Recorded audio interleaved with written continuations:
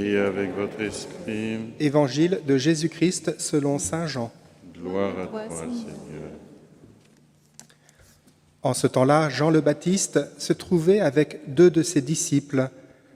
Posant son regard sur Jésus qui allait et venait, il dit « Voici l'agneau de Dieu ». Les 2 disciples entendirent ce qu'il disait et ils suivirent Jésus. Se retournant, Jésus vit qu'ils le suivaient et leur dit « Que cherchez-vous » Ils lui répondirent « Rabbi », ce qui veut dire « Maître, où demeures-tu » Il leur dit « Venez et vous verrez ». Ils allèrent donc, ils virent où il demeurait et ils restèrent auprès de lui ce jour-là. C'était vers la 10e heure, environ 4 heures de l'après-midi.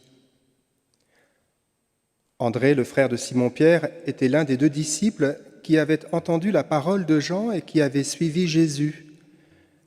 Il trouve d'abord Simon, son propre frère, et lui dit « Nous avons trouvé le Messie », ce qui veut dire « Christ ». André amena son frère à Jésus. Jésus posa son regard sur lui et dit « Tu es Simon, fils de Jean. Tu t'appelleras Képhas, ce qui veut dire Pierre. » Acclamons la parole de Dieu. Louange à toi, Seigneur Jésus.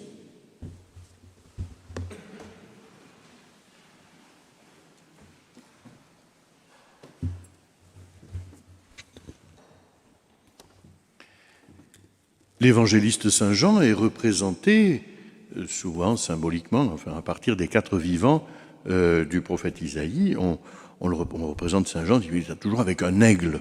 Voilà. On dit, mais pourquoi est-ce qu'il a un aigle? Parce qu'on dit que son regard est perçant et qu'il voit au-delà des gestes quotidiens, il nous amène à percevoir encore plus profondément la réalité divine que cachent les paroles ou les gestes qui peuvent sembler les plus ordinaires.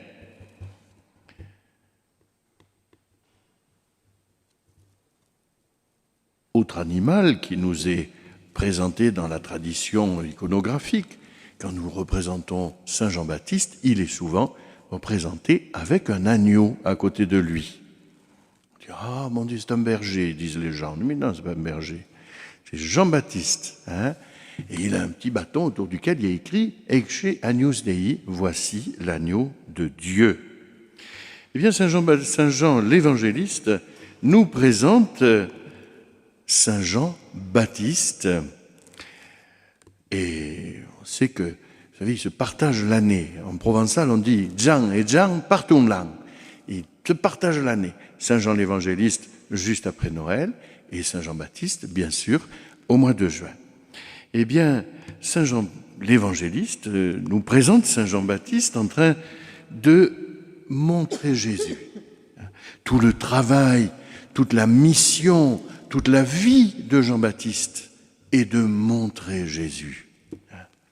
Nous avons parmi nous les propédeutes des missions étrangères de Paris, les jeunes qui réfléchissent et qui discernent s'il y a l'appel de Dieu.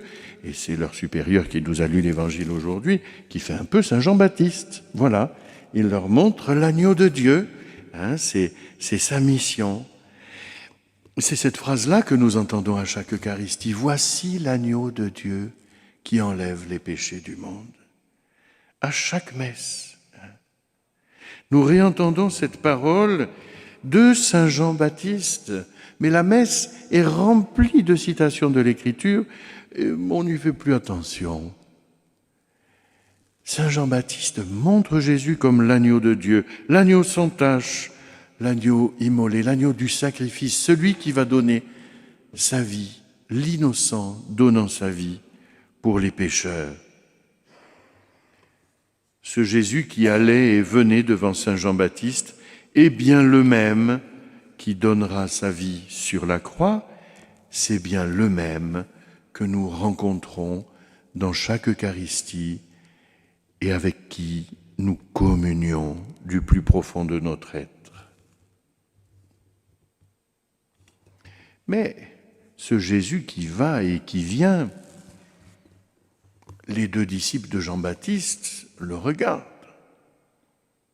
Et Jésus finit par leur demander, mais que cherchez-vous? Que cherchez-vous?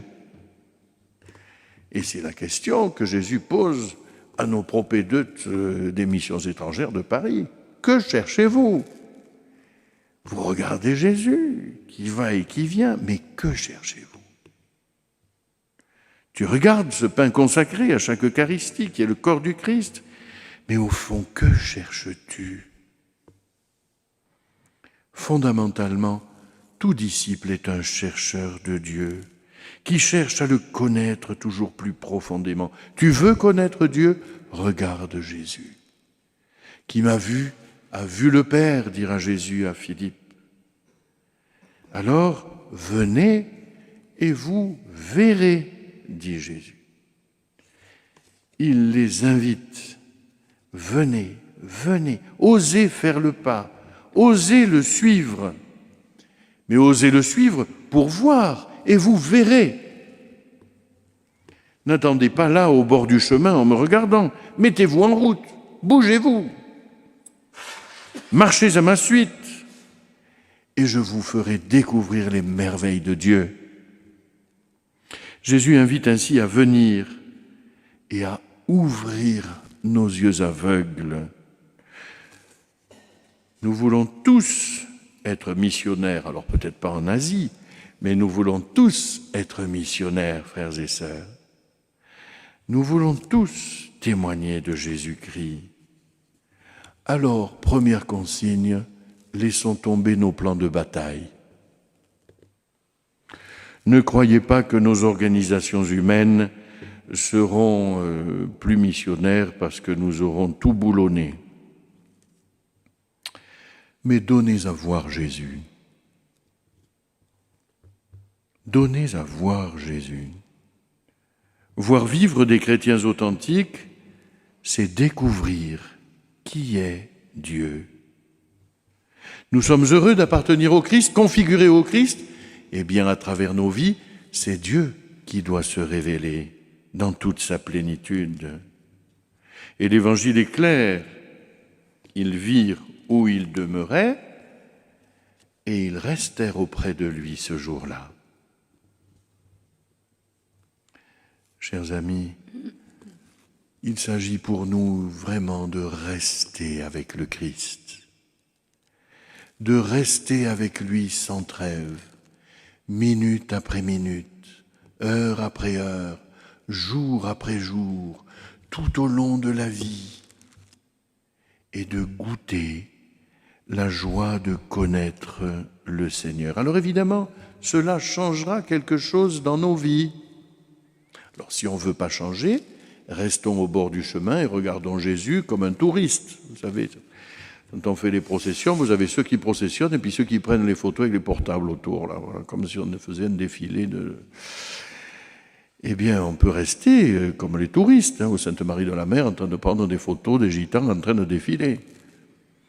Mais on peut être dans la procession aussi et marcher à la suite de Jésus-Christ, sachant que cela nous changera. Et c'est peut-être ça qu'on ne veut pas quand on reste au bord du chemin. On ne veut pas changer, on veut rester avec son portable et prendre des belles photos. Or, il s'agit bien de changer. Et Simon s'appellera Pierre. Simon recevra une mission, et pas des moindres.